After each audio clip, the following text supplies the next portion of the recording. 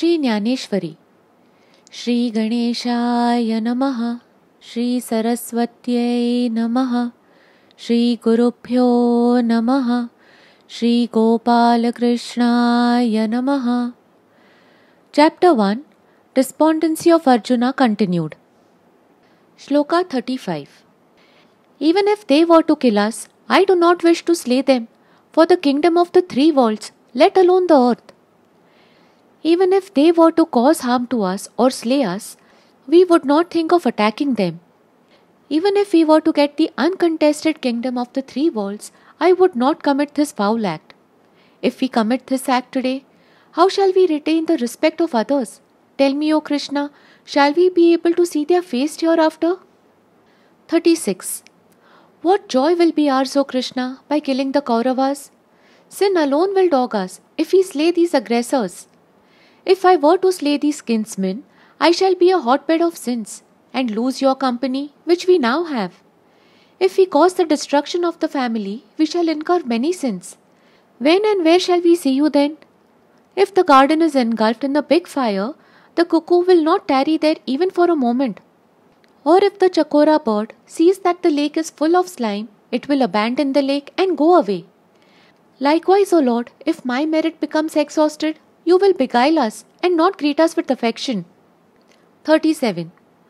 Therefore, we ought not to kill the Kauravas along with their kinsmen.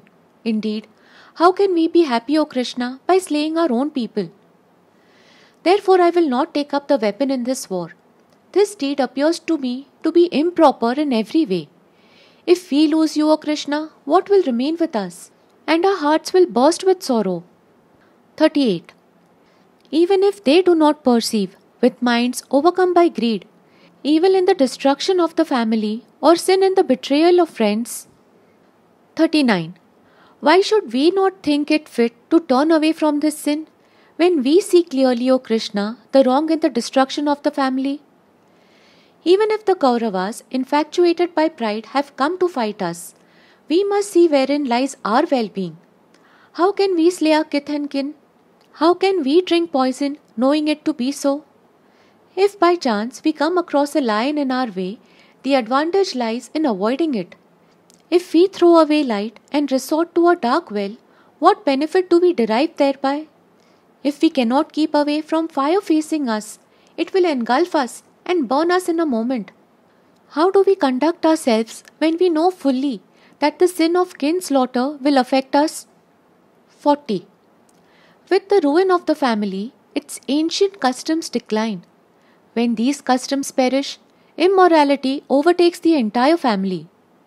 Just as the fire, kindled by rubbing one stick with another, burns all wood, so if men belonging to the same clan kill one another, then that horrible sin destroys the entire clan.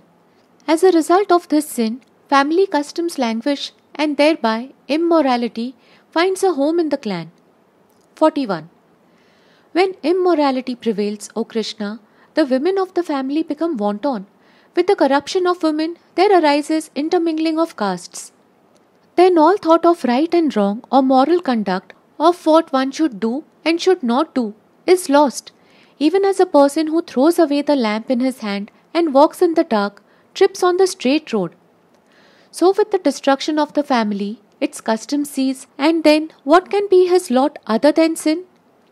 When the senses start acting willfully without self-restraint, then even women of good families become unchaste. Then the higher castes unite with the lower castes, and then with the mingling of castes, the caste duties perish. Just as the crows pounce upon the food kept on the road, so all sins rush at that family. 42. And this mingling of castes lead the family and its destroyers to hell, for their forefathers fall from heaven, being deprived of their offerings. Then both the family and its wreckers go to hell. The family becomes degraded and its forefathers fall from heaven. If no one performs the obligatory and periodical rites, who will offer water to the deceased? How can the ancestors then remain in heaven? They too come back to the family. Just as the poison of a snake bite at the nail instantly goes to the head, so the sin of kin slaughter envelops the whole family right from its founder. 43. By the sins of those who destroy the family, by the intermingling of castes, the long-standing caste duties and family customs get destroyed. 44. For men, O Krishna, whose family customs get destroyed, their place is ever fixed in hell. 45. What a grievous sin we have resolved to commit, in that, from the greed for the joys of a kingdom, we are ready to kill our kinsmen. O Lord, listen. Another grievous sin arises from this kinslaughter. Just as fire in an inner chamber of the house flares up and burns the other parts also, so everyone who comes in contact with his family gets affected by it, and because of these sins, he suffers a horrible life in hell. When a person goes to hell, he finds no respite even at the end of the world. So total is his downfall from the destruction of the family. O Lord, this doesn't seem to trouble you. Why have you made your heart so hard? This body, for which we expect royal pleasures, is ephemeral. Knowing this, should we not avoid this sin? Have I not committed enough sin by looking at these elders with the intention of killing them? 46. Even if in this battle the Kauravas wielding weapons in their hand were to kill me, unresisting and unarmed, that would be far better for me. Rather than live like this, it is better to lay down the weapons and suffer the attacks of the Kauravas. It would be far better to meet death in its way. I do not like the idea of committing the sin of kinslaughter. 47.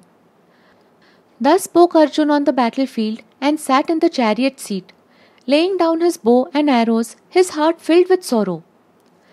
Sanjay said to Dhritarashtra, Listen, O king, Arjun spoke thus on that occasion on the field of the battle. He became very agitated, and overcome by violent grief, he jumped down from the chariot. Even as a deposed prince becomes the object of scorn, or the sun in eclipse becomes lackluster, or an ascetic, tempted by miraculous powers, goes astray, and overcome by desire becomes wretched, so Arjun seemed overwhelmed by excessive grief after he dismounted from the chariot. Then, O king, he threw down his bow and arrows, and his eyes were filled with tears. After seeing Arjun so overwhelmed with grief, the Lord of Vaikuntha will impart to him wisdom. It is a joy to listen to the story, which will come next in great detail. So said Jnanadeva, disciple of Nivritti. With this, we complete chapter 1. Om Shri Krishna Arpanamastu. Hari Om.